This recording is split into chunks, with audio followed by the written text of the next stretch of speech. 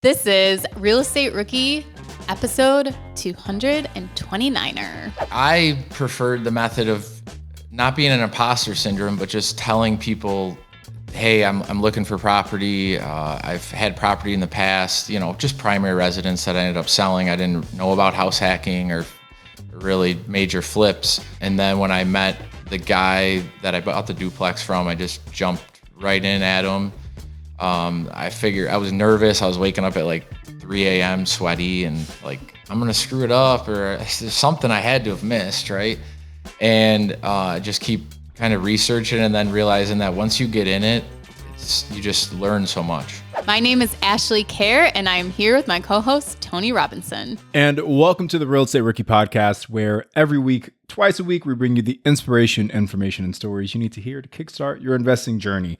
And we oftentimes like to start the show with a quick shout out to folks in the rookie community who have left an honest rating and review for us on Apple or whatever podcast platform you're listening to. And today's review comes from Brave Smith 28. And Brave Smith says, this podcast has been constantly pushing me in my real estate investing career.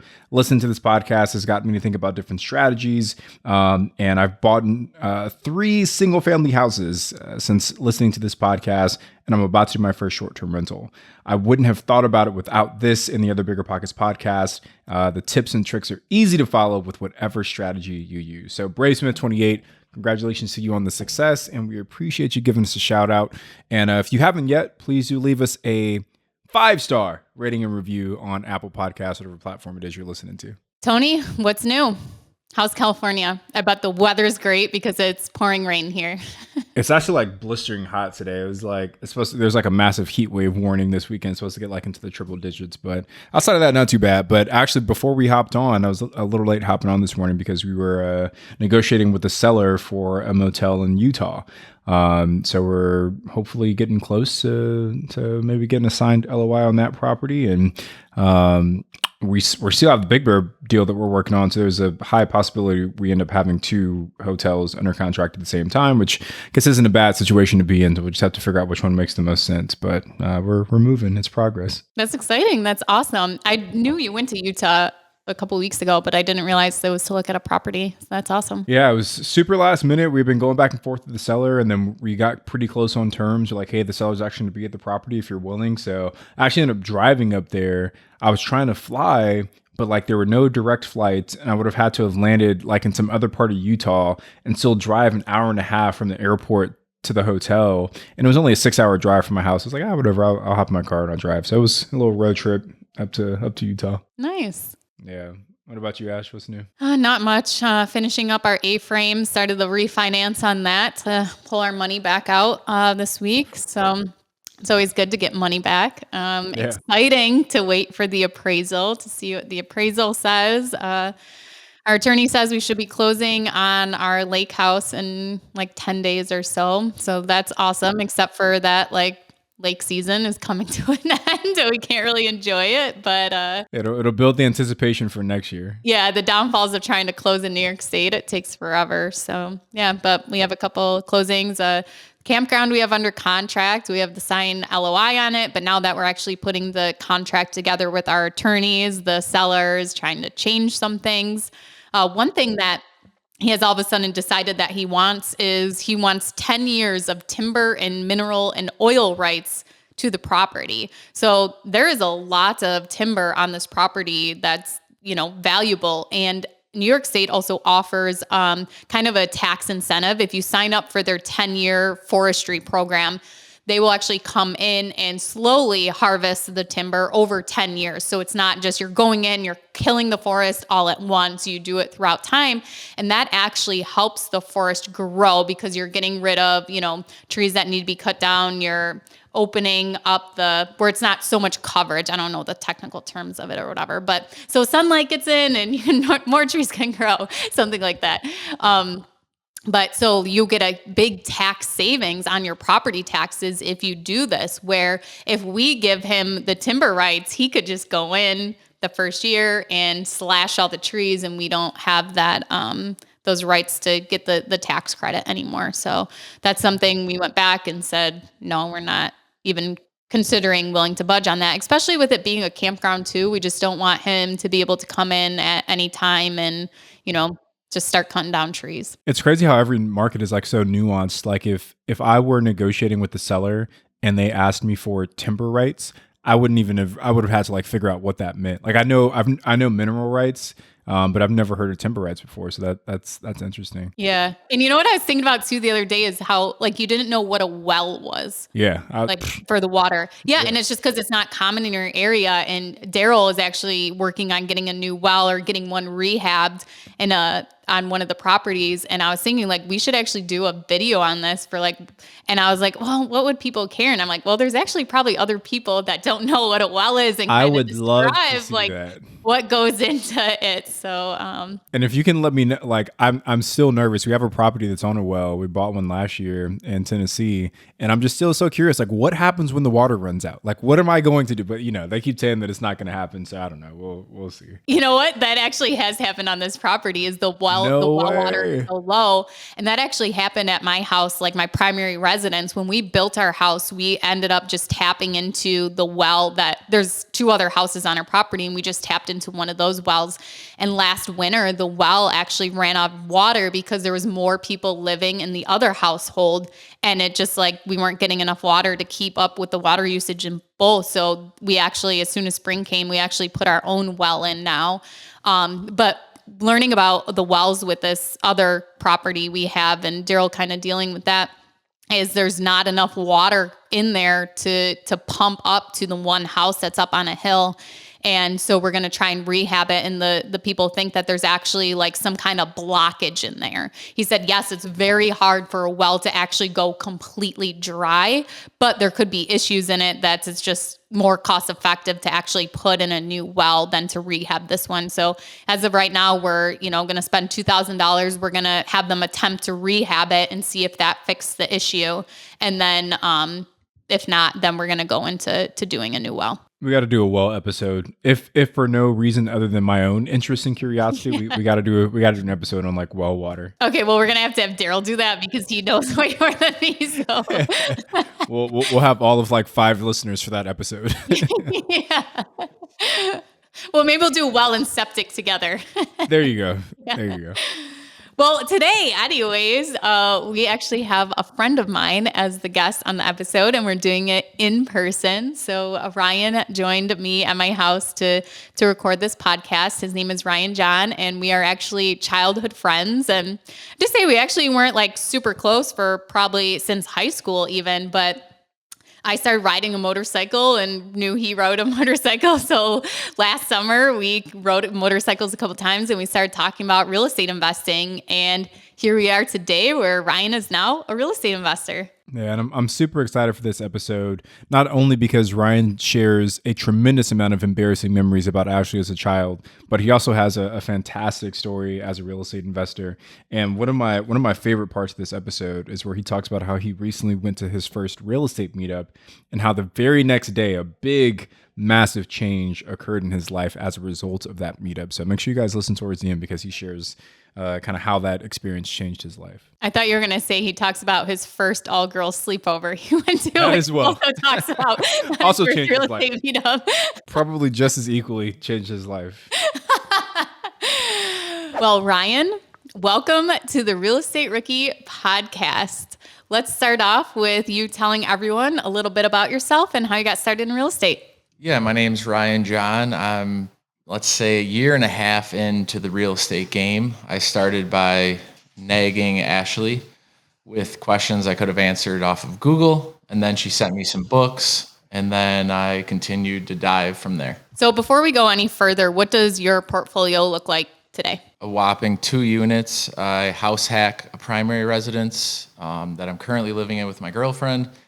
And then I have a duplex that originally was an in-law suite that I finished the conversion on that's rented right now. Well, Ryan, we are very happy to have you on today and dive into your story. And I know you said a whopping, sarcastically, only those units, but that is great. And that's part of the reason we wanted to have you on is because it's so fresh in your mind as to how you got started in real estate. So why don't we kind of talk about why you even considered real estate investing? Like what made you reach out to me was the first thing. And Ryan, if we can, before you answer that, just also give us some backstory on how you know Ashley and how she was as a child, and like any other embarrassing stories you can share that we can use as leverage for future podcasts. I had my first all girls sleepover in like 5th grade with all her and her friends, so that was fun. Um, so basically, and with the property that I got, it started off just asking people for help, like Ashley. And then I had other friends in the industry too. So I was kind of always intrigued by it. And then to be honest, seeing her on the boat, having fun, I know it's not all fun all the time, but I was intrigued. I was like, okay, maybe not the 9 to 5 isn't for me. So I just wanted to dive in and get dirty and start learning. So once you started learning about it, how long until you actually did your first deal? You said you're house hacking your primary residence. Did you start doing that right away, or did you get your duplex first? Kind of what did that look like? I moved into the primary first. I wasn't house hacking it at the time. I just actually probably a month or two ago, I actually just started house hacking it with my girlfriend. And then the duplex, it was a year or so of just reading podcasts, avoiding the shiny object. I was just like, oh, maybe I'll do this. Ooh, wait, let's do this. Oh, wow, that sounds fun. And then I believe it was like the lapse thing where like you narrow down what you want to pick. And I did that. I figured small multifamily is going to bring a little bit more income than just a single family. I wanted to take a little bit more of a risk.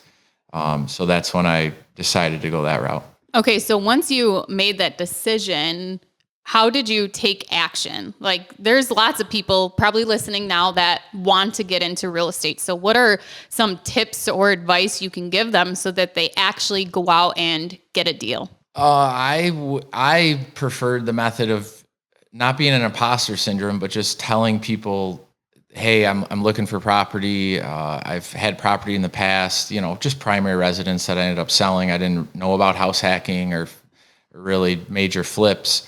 So just put it out there.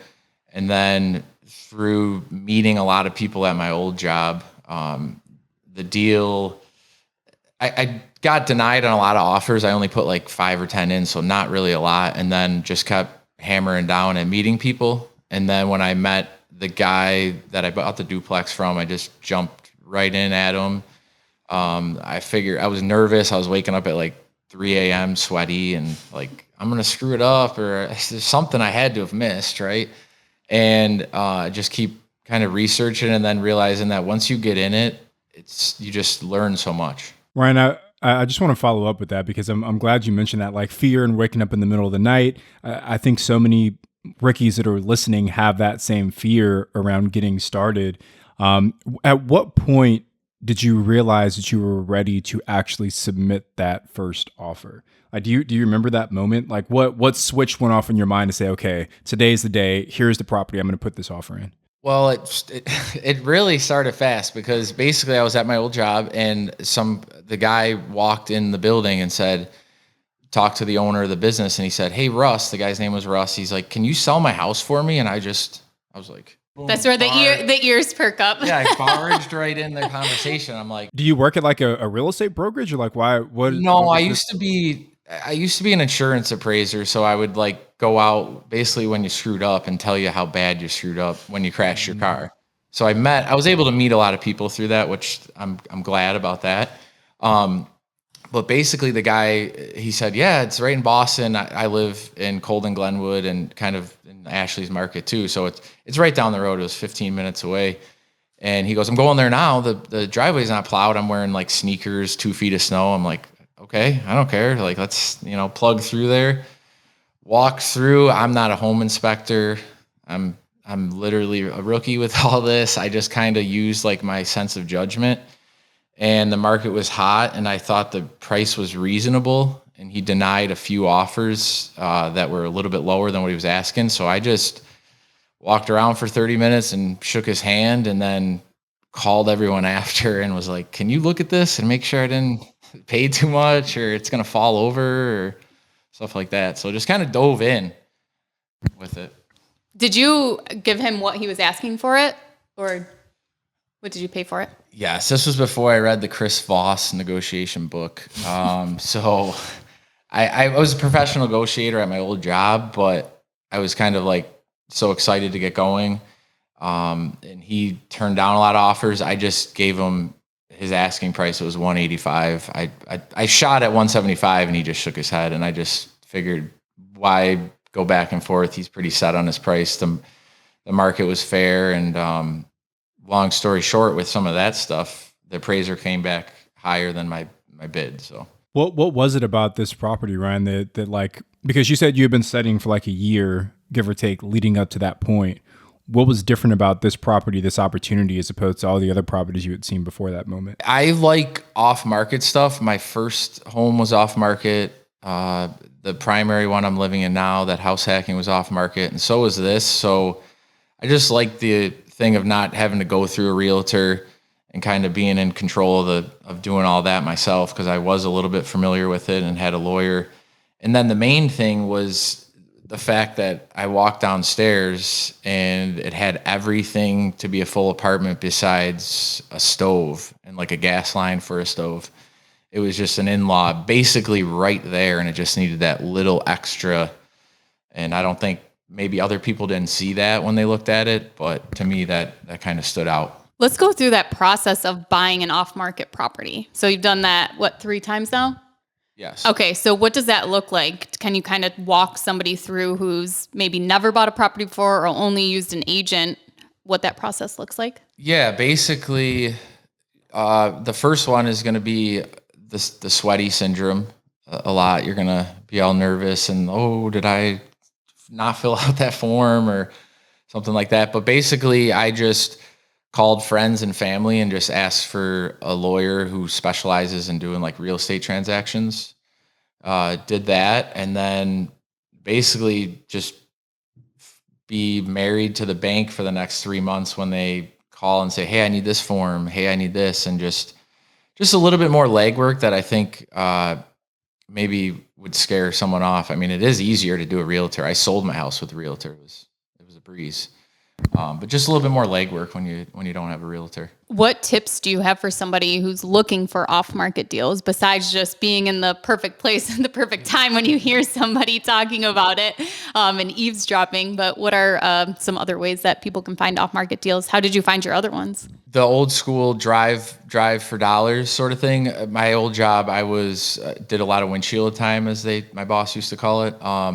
I just drove all around Western New York, and I mean, roads that I didn't even know existed, literally stuff that was like dirt road, not even on Google Maps yet, probably. And just, I didn't really know about all this stuff yet. So I would kind of like take pictures. I didn't jot down every bad address that I saw, but I recently just did one too. It was down the road. I sent a letter, didn't act fast enough. They emailed me back and they're like, oh, it's already listed. But just doing the homework that not a lot of people want to do, maybe go to the town halls, kind of get familiar with like the code enforcement, maybe trouble properties, because I'm starting off and I just don't have that big bank yet. So that's the way I choose to look at it. One follow-up question, and then I want to talk a little bit about the small multifamily piece, but you said driving for dollars. First, can you explain what that is for folks that aren't familiar with that term? And then second, once you found properties that you liked, what was your process from there? What was the next step? Yeah, basically, took the advice from your guys' podcast too, actually. But just looking for stuff that's like overgrown. There's not a lot of cars in the parking lot. Maybe the roof line's bad. Like it just looks like it's just been left to die, essentially. And obviously, you want like a turnkey, like get right in there and get rent. But there's a lot of meat left on the bone normally if you can get the right price. And then this is, honestly, I want to get better at this because I'm still kind of struggling with this part, but is tracking down the owners. I know there's a lot of tools online and stuff, but sometimes they've, passed away or there's no will, and stuff like that. So, but say you do find that person, what would your next, what do you do when you find that person? So the recent letter, Full transparency, I've done 2 letters at all. So, because there's, this market, there a lot of the houses just sell really fast. So, Okay. the drive for dollars might not work all the time. But my girlfriend has wonderful handwriting. I don't, and I don't. So I printed up like a sheet with my information on the bottom typed because I didn't want to blow smoke or anything. Like, I'm new to the game, but I wanted to be a little professional with everything. And then just a nice handwritten short message just to show that I'm not kind of one of these computer generated lists that just send out thousands of things every day. So once it works, I'd love to come back on here and explain how well it went. But so far it's, I'm striking out, but that's part of the game. So What's her percentage if you end up getting a deal from one of her handwritten letters? That's a great question. I can't get her on the payroll. Well, I don't like the word can't right away, but right now I'm not set up to put her on the payroll. So basically I took my tax return, I bought myself some gold, and then I gave her my old gold bracelet to get her. She gets the old in the gold, you get asset. the new gold. I wanted her to get, the asset trading and, buying commodities that are valuable instead of clothes and stuff. I said I wasn't going to talk about her too much in this, but oops. Like my gold mic, hot commodity. Yeah, see, I love the gold mic. I was like, we can get along with this. So, Ryan, I want to ask a little bit about the small multifamily piece. So, a lot of new investors, when they first think of investing in real estate, they think single family house, long-term tenant, buy a property, manage it, do your thing. You went the small multifamily route. What was it about that asset class that intrigued you more than going the traditional single family route? Honestly, probably listening to the bigger pocket stuff, I heard a lot of people starting off because it's like safer in the single family. But I've also heard the returns were a little bit less. So I was just kind of under the impression, well, if I get a duplex and let's say one of the tenants is bad or I can't book it, at least I have some cash coming in to cover the rent or the mortgage costs and everything like that. So kind of like to mitigate a little bit of the risk with it. It's weird though with mine, it's a duplex, but I only have one tenant. So technically it is a single family. He has a large family. He ended up taking the whole unit himself. So Really? I guess you could, yeah, it's kind of a weird thing. He was striking out a local real estate agent reached out because he works at a local plant down here and they ship in a lot of workers from out of state. And he was in an Airbnb for 2 months. He was bleeding out from that. So he was thrilled that there was an option for him to get in. And honestly, I'm pretty happy about that too, because he seems like a great tenant and I'm not negotiating between like noise complaints or anything like that, being that it is a new duplex and everything like that. It'd be really weird if he was complaining about noise, It's like, Kick the kids out. like, dude, can you? My kids in the lower unit. But to touch on like that, how you said, like if one tenant isn't paying rent, then, you have the other tenant and it's kind of like that security. At least there's some income coming in from other units. You have, more units under one roof. There's less overhead per unit. And so if you had 10 in a complex that was 10 units under one roof compared to 10 single family homes, like there may be cost differences there because they're all under one roof. But you do have that side of tenant complaints then, people, living wall to wall to each other, that there will be, disputes over different things that you have to be the one that they think is the mom in the situation and take care of it, which is not always the case. You're adults. You could take care of yourself and figure it out. But my biggest complaint about that is the tenants that they don't even talk to their neighbor first.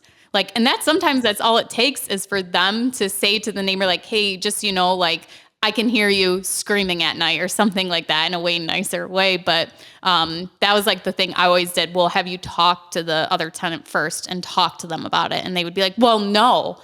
And that would always be like the first step is to take that from there. So I like that. Yeah. But Daryl and I went to a property today too, which reminded me of the point that you made. The more units under one roof was, there was an eviction there. The tenant hasn't paid since June. And so the eviction's been done and it's time to get rid of her contents. So we went in And I mean, there's just stuff everywhere. And just the garbage removal is going to be $1,100.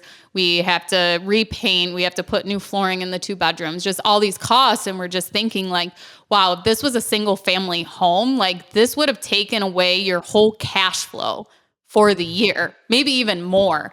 And you would have broke even. But since there's other units on this, then it's not going to hurt the property as much. This one unit out of 40 not making any income this year. I mean, it still obviously sucks, but that idea of having more units under one roof. That's it. That's such a good point, Ashley. I think the only thing I would add to that is that for those of you that are listening, what's most important is that you just get started. If you buy a single family, you buy a small multifamily, you buy a mobile home park, you buy an Airbnb, like whatever it is, I think just get started because this is what I like about your story, Ryan, is that you educated yourself, but as soon as you saw that opportunity, you're like, I'm not letting this pass me by.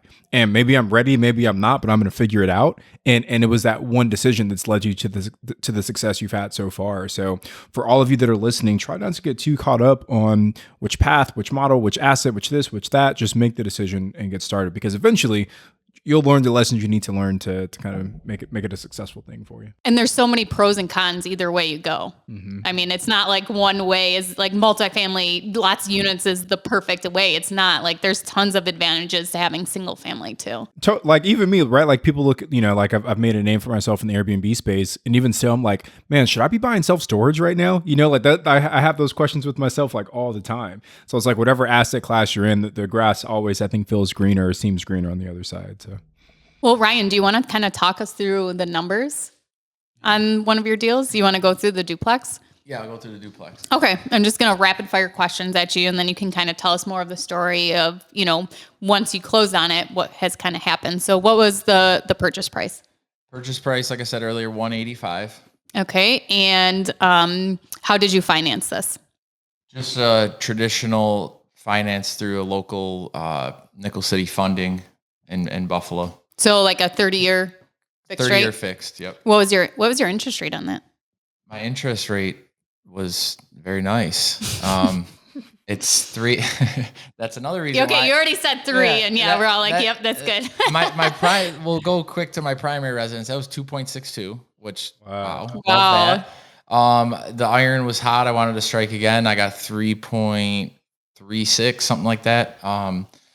So just that's that awesome. alone was huge for me. Okay. And then would you do just 20% down on the property? I was able to do like a 15% just because I got referred through another client that they work with. Oh, so cool. They gave me a little bit of a break, which was nice. Yeah, that's awesome. I didn't even realize that places would do that. That's cool. So definitely something to ask if a bank will do that. And then you go and find one of their clients and get referred and get a discount on your down payment. Okay, so you purchased it for $185. How much did you put into the rehab of the property? This is a true rookie statement because I have rough accounting done. I need to sit down and just QuickBooks it out. I'm very good with the receipts because I had to do that with my old job with expenses and everything. So I'm gonna ballpark. It was probably 10, but I want to say closer to like 15 grand. It was just adding appliances, flooring. Mm-hmm. I just wanted to make it nice to bring in a better, tenant. And did you do a lot of the work yourself or did you hire it out? Yeah. And I recommend, halfway through I learned to get off my wallet and just pay professionals because I would say I paid my flooring guy like $700 and next thing you know, I'm demoing the basement, drywall and doing all that. I come up and upstairs is done. Where before I was like banging my head against the wall, trying to do everything, work till midnight. And I think it's good to DIY because you learn it, but you got to start treating it like a business, even though it's new. You got to learn to outsource, which is hard for me. And I think too, just the time, like at least for me, I know how to install vinyl plank flooring. It's just going to take me 2 days longer than paying the professional. So what is my time valued at? Am I actually saving money by doing it myself, or is it costing me more because now for 3 days I'm installing flooring instead of paying a contractor who could get it done in 1 day, and then I'm actually working my regular business and what I do in those 2 other days and making even more money because I didn't have to be stuck installing flooring. So looking at that opportunity cost as to what your time value is too, I think makes a big difference if you should pay a contractor or not too. Yeah. Can I add just one thing to that? I love what you said. You said, get off of my wallet. I've never heard it phrased that way, but it's like such a smart way to do it. And obviously what you said, Ashley, is so true. It's like people want to hold on to the $5, not realizing that they're costing themselves $10 by doing it themselves. But like one caveat I will say is that a lot of times when you're starting, you maybe can't afford to hire it out. So like when you are a rookie, maybe sometimes you do have to like realize that, okay, cool, I am going to invest a lot of time into this, but it's because I don't have the funds or the resources to hire it out to somebody else. So for those of you that are listening, just know, like, if you have the money, definitely spend the money. If you don't have the money, don't feel bad about it. Well, you'll figure it out. And I would say like get creative too, because I mean, every state's a little bit different with like contractor rates and stuff, but I would get a hold of a friend that used to work doing trenches or drainage or general contracting. And you say, hey, can you come over here? I'll give you, I don't know, like $25-$30 cash. And they're like, okay, cool. Yeah. I mean, it's going to cost you 75 to 100 to get a licensed contractor. But if you know someone in the game and experience, and not that you're being a boss, but be a good like leader / boss. Don't be like brutal and beating up your people with work. They're helping you out. So just, kind of incentivize them. Cause then I've noticed the ones I pay the most, they'll just come back and like help me. They'll come over for a couple hours and they don't expect anything. And that's kind of nice. Goes a long way. I think too, when you're starting out too, it's great to barter. So if you have a friend that, is really good at something, maybe exchange services with them for them to help you too with something. Daryl, he's had, bartered for stuff before, and it's been like really great for me, huge advantage for me. I don't have to do anything or pay anyone. Wait, can I tell you guys about a time I failed at negotiating? It was like the funniest thing. For my 30th birthday, we had like a 2000s throwback party, and I wanted to dress like I would dress like in the early 2000s. So I wanted to get like a really big old school basketball jersey. They only sell those at the swap meet by my house, right? So I went to the swap meet. And the swap meet's like all these different vendors kind of doing their thing, and you can usually like $5, no, $10, and you guys kind of go back and forth. So I find this jersey. It's like a replica of this Michael Jordan jersey, and I see it hanging up. I'm like, okay, cool, this is the one I want. So I go up to the guy. I'm asking him, like, hey, this is a nice jersey. He's like, yeah, it's a great jersey. And I was like, all right, cool, man. And I was like, look, I really want to buy it, but I've only got so much money. I was like, I'll give you $40 for it. He was like, he turned the jersey around, and on the back side of the jersey there was like a price tag, and it said $40.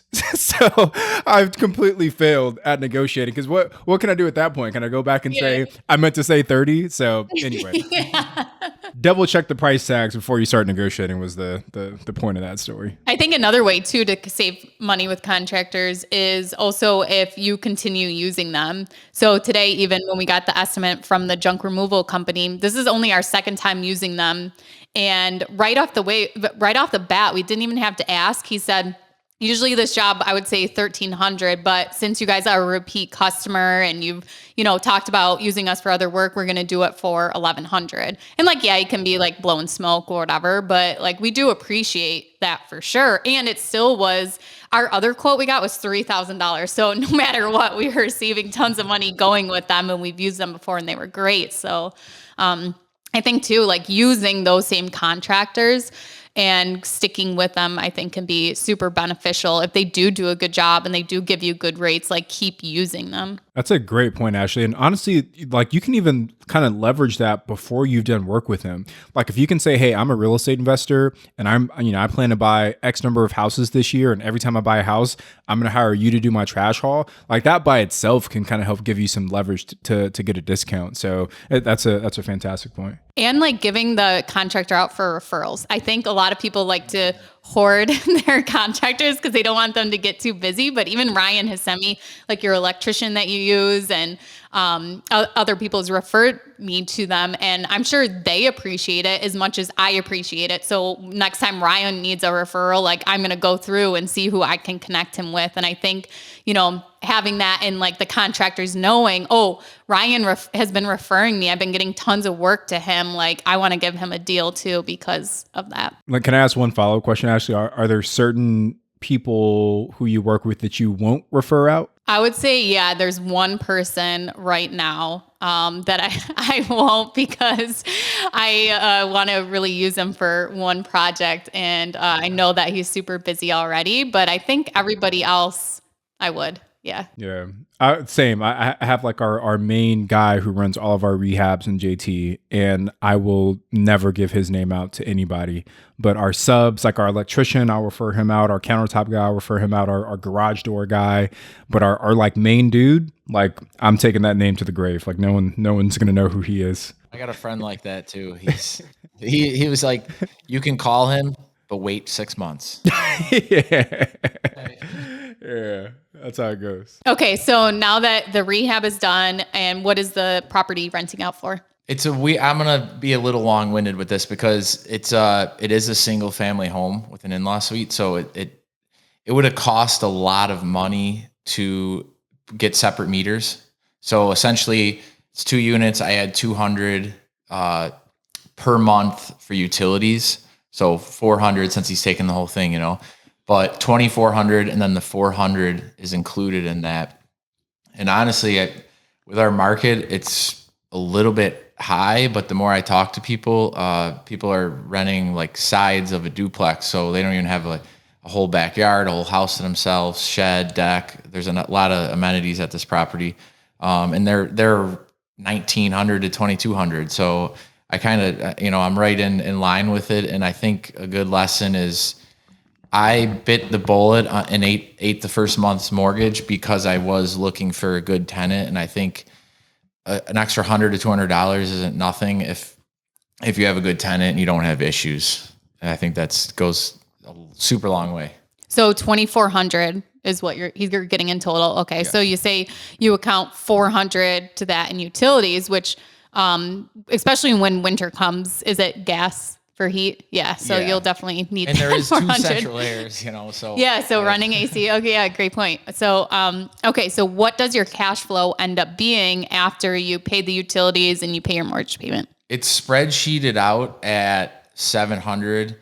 I'm not taking this money or running to the bank and smiling and laughing, but last month, the guy, actually, when he moved in, he was helping me seal up all the windows. He goes, "Oh, this window's not sealed." If I'm running the AC and I'm over here like, yeah, it's like this guy gets it. Like he's not going to be just burning stuff up on me. So I appreciated that, and I was hoping it was going to go smooth. And then last month it was 1,017. So I mean, well above what I projected. But like I said, I'm not too high on that, knowing that the winter is coming, and he's from Texas. Okay, Ryan, nobody cares. That is amazing. Okay. Your first, investment property outside of your primary, $1,000 cash flow, even $700 cash flow. And how much money did you end up putting into it? The 10,000 rehab, and how much was your down payment on it? There was some like I gifted or took a loan out from like a family member, but I think all in right now I'm at 32,000, we'll say. Yeah. So I just did the math. That's a 27% cash on cash return. Tony, I was going to ask you to calculate it, and I'm so happy you read my mind. Yeah, that's a 27% cash on cash return. Yeah. Oh, dude, that's amazing. Yeah. This is why I want to do my accounting, so I can be like, oh, okay, it's going okay. Good.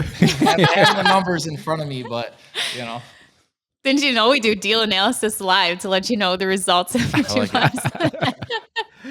Well, that is super cool, Ryan. That's awesome. Congratulations on that first find. So what's next for you now? What are you looking for next? As much as I would love $1,000 returns each month, I'm looking at just doing more duplexes and conservative, even if it is a couple $100. I know, all the deals aren't going to be a home run deal. But even like last night, I looked at, there's a ski resort by us, and there's a little mobile home, and it's built in 76. I started learning, you can't do a traditional mortgage on anything older than 87. So, but I figured let's look at it and all that. But as I'm looking at it, I'm like, is this really going to be in line for what I want to do? Just because there's a deal out there, I don't want to like jump on it. Because if it doesn't line up with what I'm trying to do, I'm jumping around doing too much, and I'd rather master, let's say one asset class and then kind of move away from there. I mean, I wouldn't mind getting a campsite with her. We used to camp all the time, and I got all the time in the world to manage something like that now. So Can I ask, Ryan, you say you have all the time in the world. What does that mean? I went to my first ever real estate meetup a month ago. Ashley sent me the link for the local stuff. And I just had a really good time, hit it off with everyone. You know, there's people with no units, and then there's 50, 100 units there. So you get a taste of everything. And I was talking to a local agent. I'm like, yeah, I'm kind of an investor. And he's like, no, you are an investor. You tell yourself you're an investor. I'm like, okay, yeah. And it was, you know, it helped my self-esteem, all that. Then the next day I go into work, and we had a disagreement, and we parted ways. So I've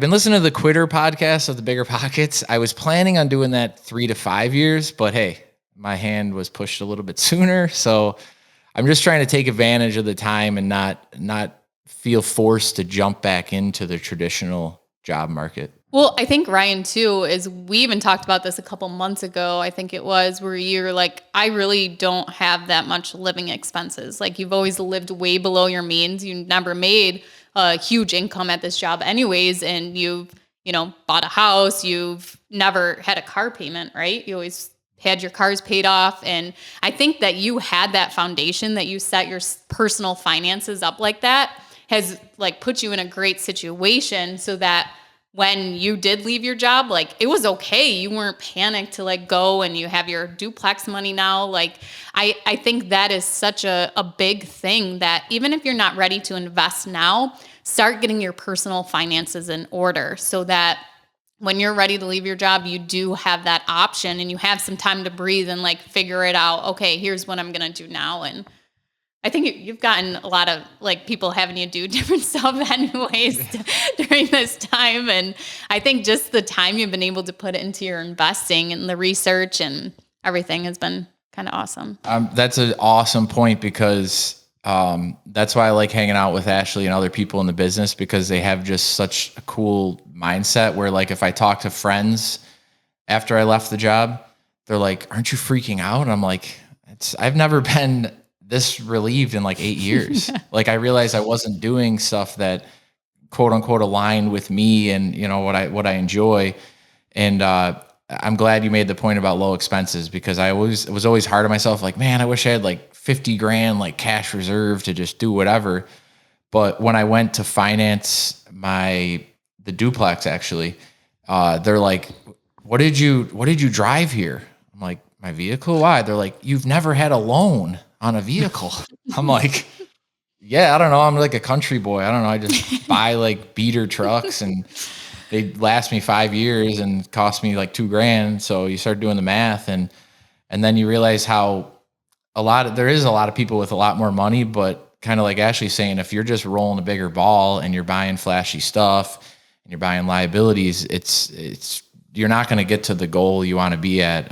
You can just, I don't want to say like struggle and like don't have pleasure in your life, but just realize that you might not need all the things you think you need. It might be more of like a want or trying to impress somebody, and just own what you can own to survive, and save for the cash assets, I think is smart. Ryan, can I ask, like, so what's, you know, now that you have no day job, what's your plan here? Are you thinking about entering back into the workforce? Is this more of like a sabbatical, or are you planning to go full force into real estate and never go back to the 9 to 5? Well, since I want to be clear with all the rookies, because I'm a rookie too. This is not passive doing the duplex stuff, obviously, you know, unless you were to, let's say, have a property manager handle all that stuff. So in the theme of being passive, I'll say this now because I know Ashley's too busy, so she's not going to snipe this idea. But my friend, I actually looked at these a couple years ago. But when you go to like a wedding event and they have those luxury toilet rentals, I just went to my friend's wedding, and he actually told me a year ago. He goes, "If you get in this business, I would rent it from you." So I go to his wedding and get slapped in the face with, "Oh, there it is. There's a trailer. It could have been mine." So I'm actually working right now to get a little bit of private money, and it's in the theme of kind of real estate because it is a rental entity, and I look at it as the cash flow is equivalent in a weekend to what a month of rent is. So I'm kind of, I like the pressure of I could go work for someone. I could, we all know friends. We could probably do side work or cash or, sell off some toys or something. But I like the pressure that kind of motivates me to try a new business and make myself a little uncomfortable again. Ryan's known me a long time, but obviously not long enough because he made the mistake of posting on Instagram in a story of where he was getting a quote on these toilet trailers from. And I already went in, got my quote, and it should be delivered any minute in my driveway. She's going to rub it in and deliver this bad boy. And I'm going to sink into my chair. But I think I shared with you too, Cody Sanchez on Instagram, and she has YouTube too, talking about cool. boring businesses and you can be a real estate investor, but also like investing in businesses too, just to kind of diversify and create some income and how to make them like as passive as possible too. So she's really awesome to follow if you guys are interested in doing something like the toilet travel trailers and things like that. Yeah. I mean, just one thing to add on to that, like like not having that steady paycheck from a job is definitely a scary thing, because as a society, we're so heavily programmed to think that that's the one and only way to make a living for yourself. And even if you've been studying real estate investing, and even if you've been like deep in this world of entrepreneurship as a real estate investor, it's still scary when that moment actually happens. Because you're like, oh, like it's here. Oh my God, it's happening, right? And it's scary.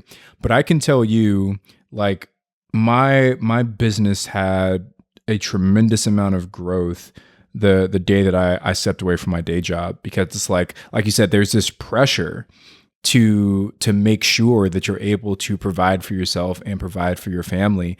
And when you have a day job, that check is coming every 2 weeks. But when you don't have that, the check is only coming if you do the work. And it does kind of motivate you in a way that this never happened before. And I think that's why when people take that leap, they see this, hockey stick kind of growth, because everything's on your shoulders now. So I'm glad you recognize that. And I'm glad that it's motivating you to kind of take that action as well. Yes. And I'm being hesitant too, because I've had opportunities, like you kind of just said, of getting back into the workforce, and people trying to transfer businesses. And it's so funny. It's like, people want to do that, but then they almost just want the worker bee, because the minute you ask, hey, what would the buyout be? Or what is your monthly payment that you'd like? Because I'm trying to look at it like she looks at business stuff. I don't want to have to be in the field doing everything. I would love to be able to hire it out. You can employ people, give them the freedom and all that.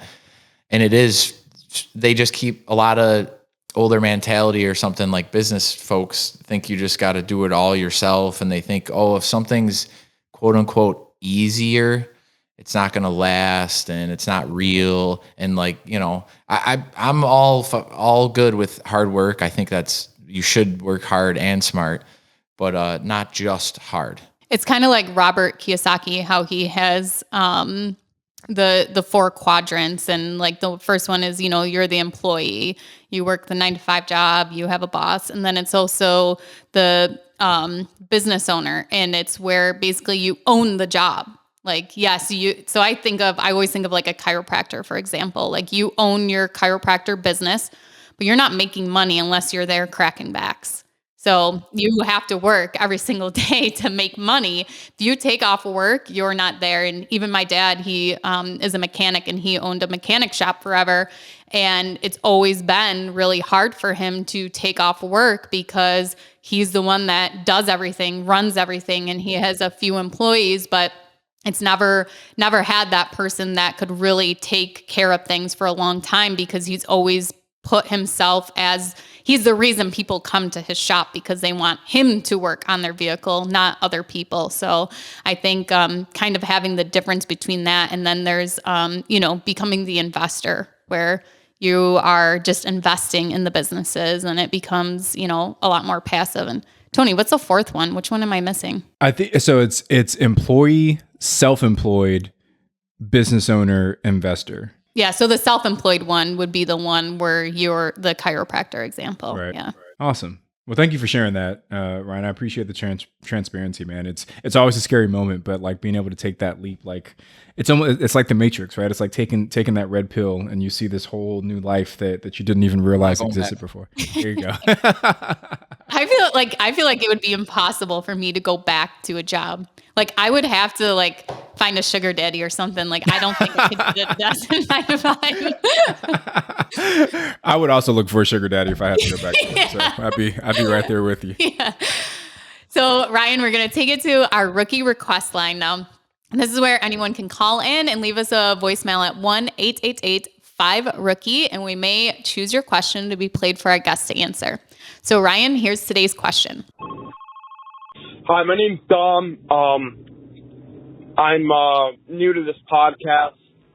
I'm a student in college right now. I have just about $20,000 saved up in my account. What would your advice be to me to get started in real estate, and what books to read, and what other things I could do to prepare if I want to get into it? I would read for the book thing. That's easy for me to answer. Is I got The Richest Man in Babylon in my duffel bag over here, and Relentless from Tim Grover, and those are just really good. Like going back to what Tony said, is like we're so ingrained that the only way you make money is trading your labor for time. And the more research you do on success, the most successful, wealthiest people trade their money for money, like let the money work for them. And then in regards to the 20 grand, I mean, I guess I don't want to dodge the answer, but I guess it would depend on like what market you're in. And I mean, they always say you can go partner with someone too, which I think is a great thing. Me personally, on my first one, I love doing it single by myself, just because you got to take on all that responsibility. You learn a lot more. I feel like on a partnership, you could maybe push some of the pressure on someone else, and there could be issues. But honestly, with the 20 grand, maybe you do, I'm assuming you're working and you're not a bum like moi. You could get financed real easy on that luxury restroom rental too. So, and that might be a way to learn how to do, the passive sort of income. It's going to take a couple hours of your weekend to get going on that. And I mean, obviously you want to buy a house right away, but I have a friend who's in a similar position where he renovates vans and does that. And he's like, maybe I should keep doing that until I get some cash going and then buy one. And I'm like, dude, you're renovating these vans. They look awesome. You're doing interior design. The house is the same thing. It's just on a bigger scale. So you're building up experience right there. Yeah, that's so true. I think a lot of people have a skill set they don't realize is a huge advantage that other people don't have, that if they got started, they might have it a little easier because they have the skill that they can use and apply to buying their first investment property. And I think asking the $20,000, people get too hung up on finding the perfect, the best way, the biggest return on that first investment. And don't get hung up on that. Like, look at all the different scenarios you can do with that money. Like, first of all, congratulations, you have $20,000 saved up. Like, you're way ahead of the average American, I would say, with that money ready to invest. Especially in college, right? Like I was Yeah. like negative in college, So I think that just look at the different ways you can get started and pick one. Okay. Run the numbers, look at what, the property, the way you invest it. If you put a $20,000 down payment and maybe you buy 2 houses and do, a $10,000 down payment on each, and they're just smaller houses. If you partner with someone in 5 years, what are you going to end up with? And you don't have to make the perfect investment. You don't have to have the best return on your money, because once you get started, like, you're going to figure out so many other ways to keep buying properties and keep going, because you become addicted. Momentum is a real thing. Mm-hmm. Yeah, there you go. Fantastic advice. All right. So, Ryan, I want to take us to our next section, which is our rookie exam. So these are the 3 most important questions that you'll ever be asked in your life. So are you ready for the exam? Yes, my deodorant stopped working an hour ago. All right. So question number 1, what's one actionable thing rookies should do after listening to your episode? Well, I'm assuming you're already reading, but it's hilarious that you brought that up, because me and her just chatted the other day, and just reading, even if it's 10 pages a day, just enamor yourself in the mindset of doing real estate business. Doesn't even have to be a real estate book, right? Just something that you're learning constantly every day. And then let's say you were like me and you were reading and going down the rabbit hole of everything and talking yourself out of it and talking yourself into it and all that, and on the fence of just going in on it. Even if, you know an Ashley in your neighborhood or someone like me just starting and they need help, I don't know, framing up a deck, something, just trying to like get used to the terminology and just dealing with people and the tenants and stuff like that. Cause that's just inevitable when you're on the job site and picking people's brains for information. I would just want to add in too, because I know people are going to ask Ryan this question is like, how do you find somebody like Ashley to talk with you or whatever? First of all, he's taking me out to eat, so free food always works. But he will bring a piece of paper, like a notepad, and he will have all of his questions ready to go, and he will take notes.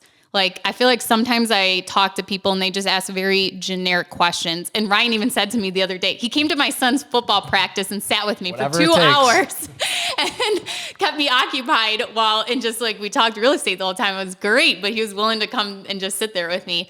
And it's the same thing. He had like his questions ready and he's like, I remember you saying before, like not to ask generic questions, like get super specific so that you can actually help me through my situation. And I thought that was like awesome that he's actually listened to things that I've said and that he comes prepared. He has his questions ready.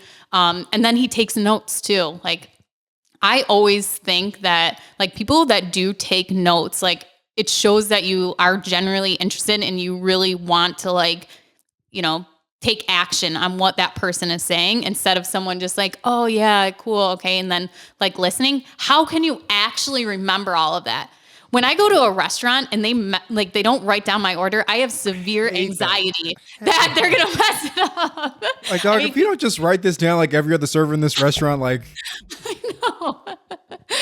So, I think like having great questions prepared, asking like detailed questions, and then like taking notes, I think and that Ryan's obviously taken action too. And I don't want to toot your guys' horn too much, but the more I immerse myself in this stuff, as I realize my time is very valuable, and I can only imagine, like, I don't have kids. You guys have kids and stuff. Like your time is valuable, and I can understand the frustration with being in a position of having the knowledge and then being asked, like Ashley said, of generic stuff, like you can go on Google. Cause that's what I started with her. I was like bugging her. And then I'm like, wait, I got to just take some action. And then once I do it and trip over myself and then be like, hey, how do I fix this? Or what about this? And it kind of helps add value to each other. Cause I don't want to leech on her. That's why I'm, offering her and Daryl some help on their property. Yeah, he came out to one of our properties and worked for a day with Daryl. Like that was awesome. Not a lot of hard work. I was handing tools and stuff. Daryl's smirking over here, but. Okay, so our next question is, what apps, tool, or software do you use in your business right now? Boom! I was waiting for this. Rent. I got a good old Rent Ready from her, and then I'm sure there's probably promo codes still active for all that. So if you guys want my referral, because I don't need her to send you the referral, I could use that 100 too. No. But no, it's very convenient. And being me that I'm scatterbrained and stuff, that's why I do jot down notes when I do ask questions with everyone.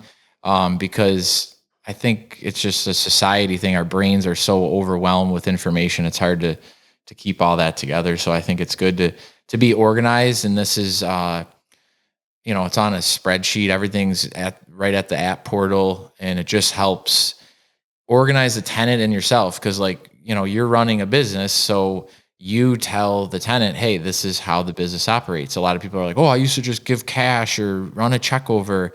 Well, what if you're on vacation, going back to the job thing? Like, what if you're out somewhere and it is the end of the month and you can't get your rent check because you're on vacation, something trivial like that.